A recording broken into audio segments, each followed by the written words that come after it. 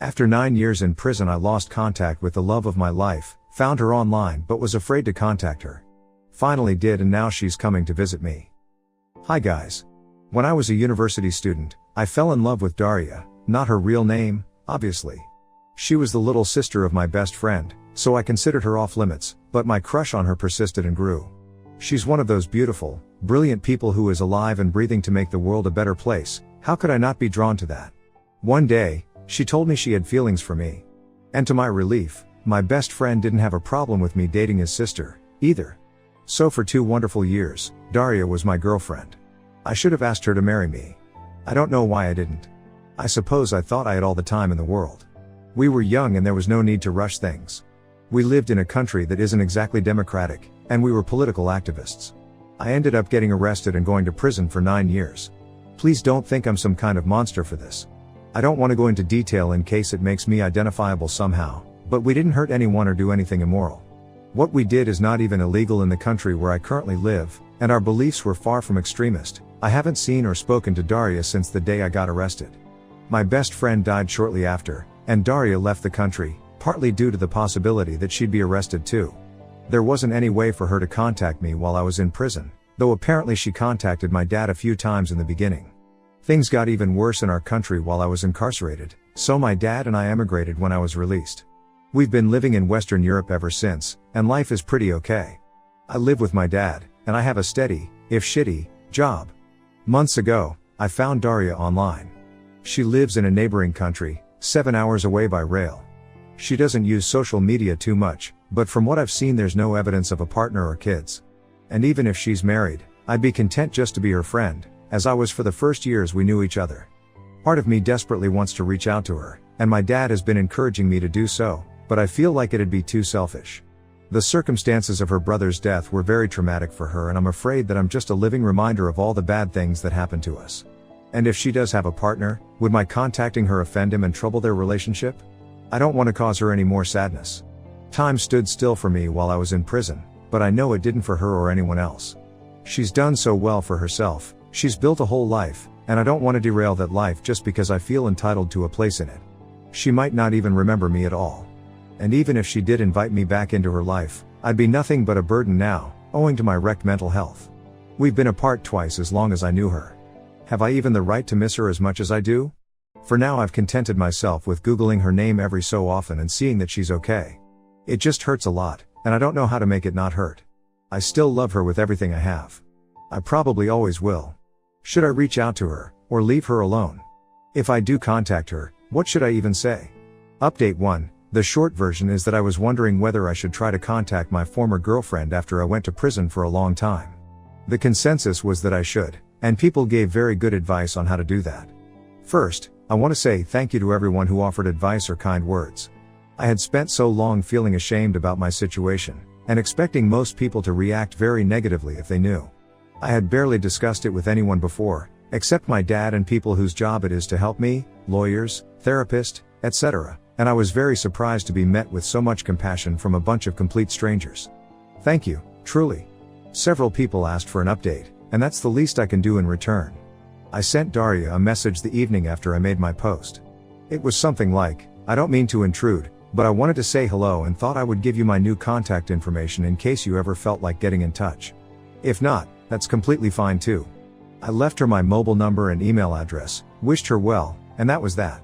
I knew it might be a while before she responded, if she responded at all. So I tried to put it out of my mind. Early Monday morning, my phone rang. It was an unfamiliar number from the country where Daria lives. Who else would ever be calling me from there? I panicked a little bit, but I managed to answer in time. She asked a few times if it was really me, and I couldn't tell if she was laughing or crying. At first she called me by the very affectionate version of my name she used too. But then she quickly apologized and corrected herself, which broke my heart a little bit. It was an awkward phone call, but not in a bad way.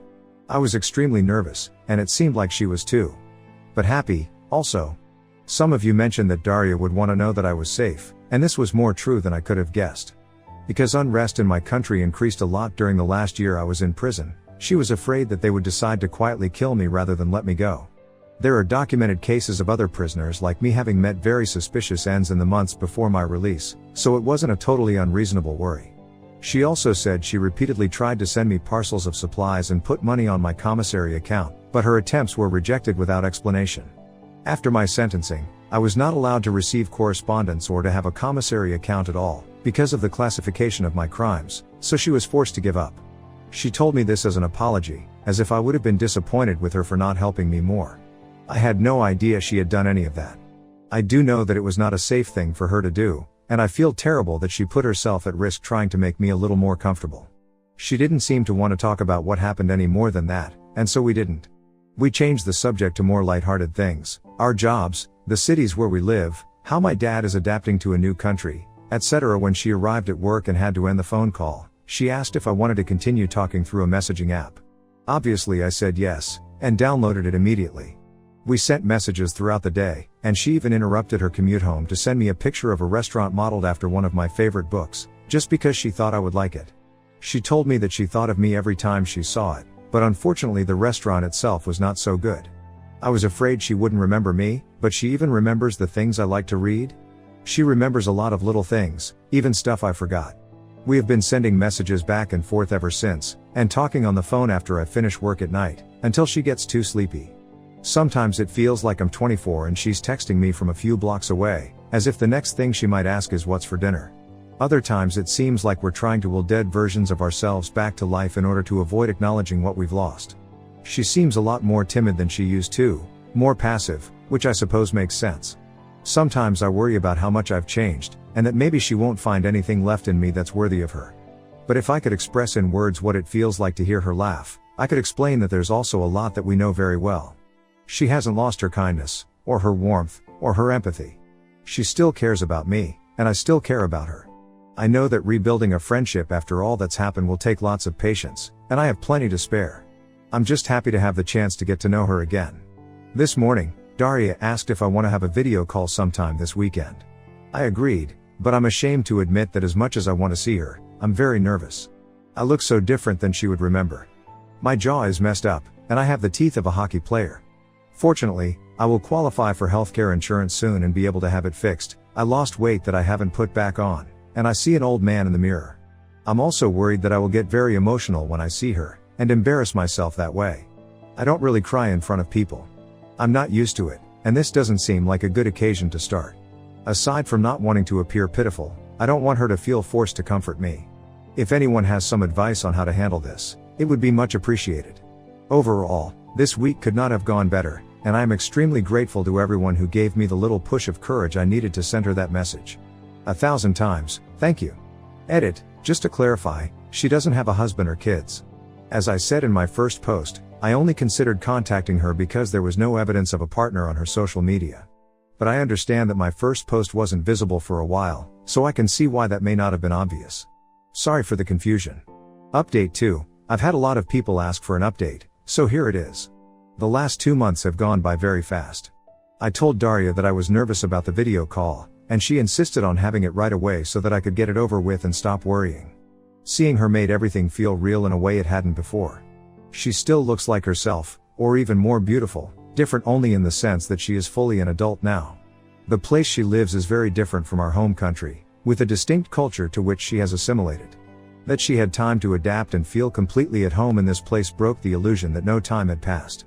In hindsight, that was probably the real reason I had been so nervous, because I could no longer occasionally forget myself and pretend that nothing had changed. The hardest part was not being able to reach through the screen and put my arms around her. Sitting there and watching someone you love cry, from a distance, is not easy. I barely noticed that I was crying too.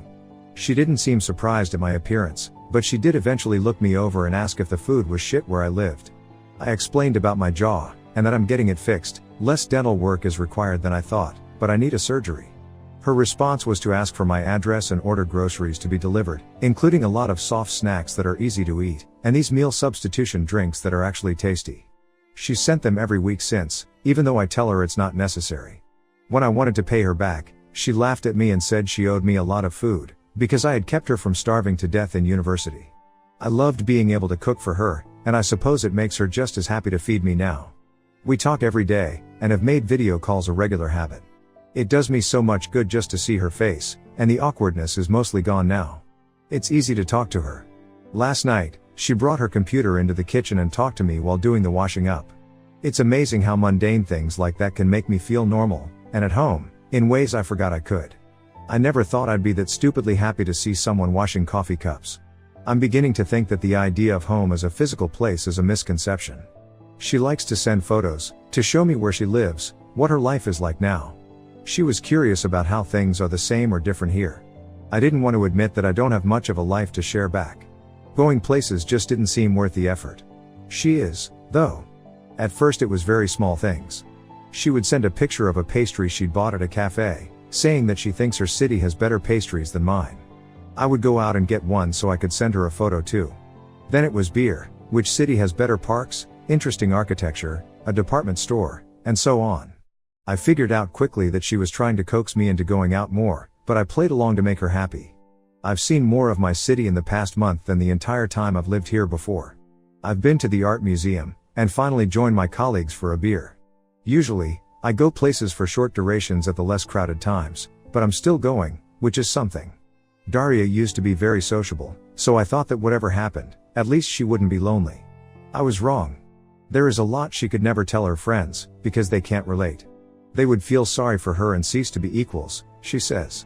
Our experiences are different, but we are more able to understand each other than other people could. And despite her own burden, she has quietly picked up half the weight from my shoulders without ever being asked to. I am in awe of her, simply for being the kind of person who would. For Women's Day I sent her some orchids, and she was very happy that I remembered her favorite flower. The things I can do to make her smile are so small, and she deserves so much more than I know how to give her. But I would do anything for this woman, and I am learning.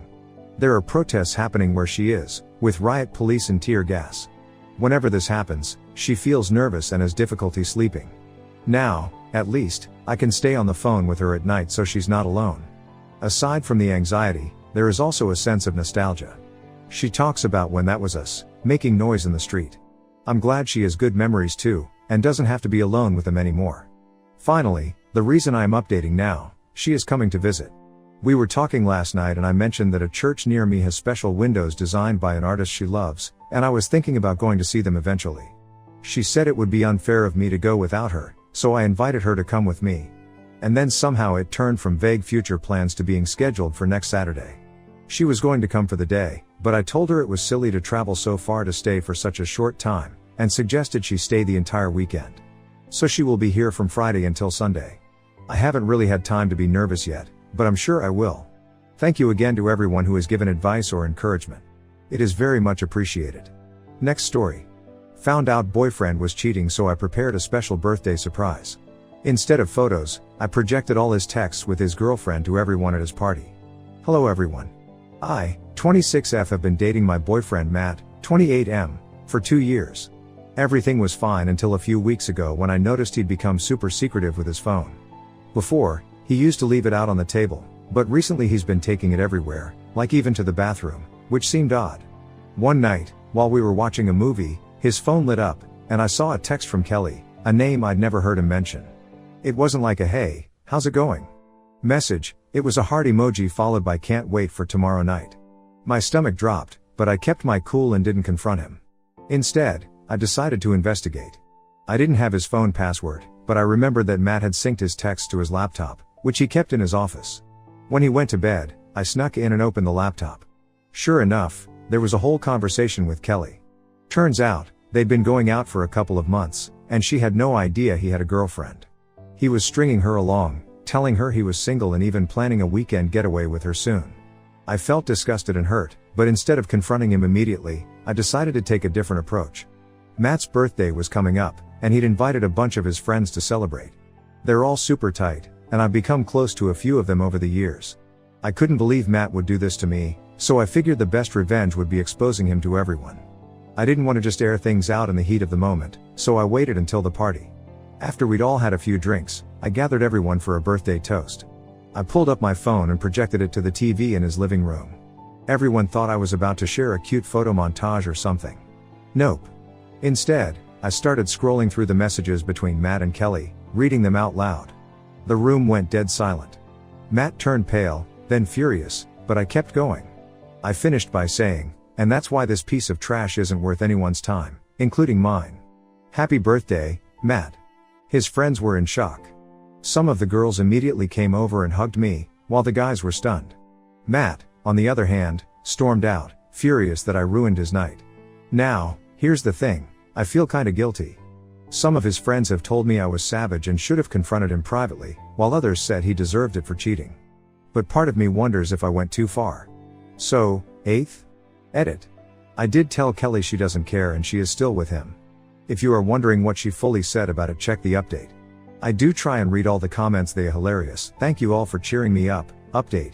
October 21st, 2024. Hey, guys. Wow, I didn't expect this to blow up like it did. First off, thank you to everyone who commented, messaged, and offered support. I wanted to give you all an update on how things have been since the birthday toast incident. So, after Matt stormed out of the party, I left too and stayed at a friend's place for the night. The next day, I was flooded with messages, some from Matt, most from his friends. A lot of people were supportive, but a few told me I was petty for airing everything out in front of everyone. Matt, predictably, was furious and claimed I humiliated him for no reason. He even tried to flip it on me, saying I invaded his privacy by reading his texts, which, sure, I did, but I mean, cheating's a little worse, don't you think? Anyway, I blocked him after a couple of his angry messages, and honestly, I felt a huge weight lift off my shoulders. It wasn't just about exposing him, it was about reclaiming some of the power I felt like I'd lost during the time he was sneaking around. As for his friends, most of them have cut him off completely. One of the girls in our group even texted me saying she had a similar situation with an ex, but never had the guts to confront him, let alone in front of everyone. Apparently, this wasn't Matt's first time being shady, and a few of his friends had suspected he wasn't all that loyal in past relationships but never had proof. Looks like I just confirmed their suspicions in the most dramatic way possible. Kelly, the girl he was cheating with, I reached out to and she told me she still loved him and told me to completely cut things off with him so they can be together. She said obviously I wasn't enough for him, which hurt, but they deserve each other. It's been hard, but I feel like I did the right thing. Sometimes you just have to burn bridges with people who don't deserve to be in your life, and Matt definitely falls into that category. Do I feel guilty? A little, but not enough to regret what I did. Cheating is never okay, and I wasn't going to let him get away with it. Plus, exposing him in front of his friends was probably the only way to really make it hit home for him that actions have consequences. So, in case anyone's wondering, no, I'm not getting back with Matt. I did get a STD check waiting for results for people that were worried. Thanks again to everyone who shared their thoughts and gave me the courage to keep my head held high through all of this. This week has been quite hard. Just a quick update, he has already ended things with her. He reached out to me earlier and expressed his regrets about the situation. He said that he's really sorry and wants to reconcile and get back together with me. It is disgusting. Additional information from OOP, the birthday thing happened last weekend, the rest happened this week as said in the last paragraph.